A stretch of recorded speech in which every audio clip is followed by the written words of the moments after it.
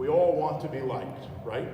We want people to have friends, we want people to like us, and the ability to have people like us is the ability to adapt our style to the style of the person we're working with. That's not manipulation, it's connection. It's how you connect with each other. Now, relationships are built on two things, substance and style. The substance is everything you bring to the table. If you're in a selling situation, the substance is the research, all of the stuff you bring to the table. And the style is how you present it. So we're all made up of these two elements, substance and style. Everything you bring to a relationship is a combination of those two things, your substance and your style.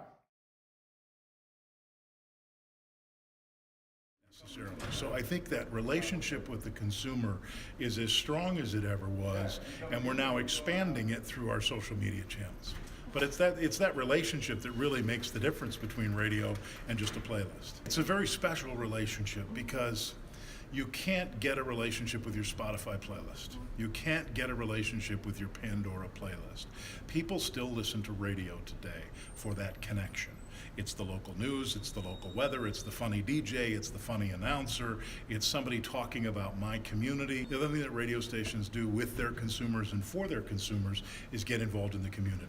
So there are radio stations in East Lansing that are getting involved in the Lansing community, doing charitable work, doing fundraising, and participating in events and putting on events. That doesn't happen with a Pandora or a Spotify or a social media site necessarily. So I think that relationship with the consumer is as strong as it ever was, and we're now expanding it through our social media channels. But it's that relationship that really makes the difference between radio and just a playlist. But I think as an industry, radio has weathered the storm better than most. Radio continues today to have 93% of the adult population of the United States listening. So radio is as strong today as it ever was. Having said that, radio needs to continue to evolve and be part of the new media landscape. The new media landscape includes social media, websites, Facebook, Snapchat. All of those things have really opened up the world to. We've gone from a consumption which was controlled by the content creators to now the consumption is controlled by the consumer. So you can program your own radio station with Spotify or Pandora. You can program your own television station with Netflix downloads and Amazon Prime and all of those things. So the consumer is really now in control more than they've ever been before of the content. So what that means to radio is that we have to continue to provide relevant, exciting content that people want to consume.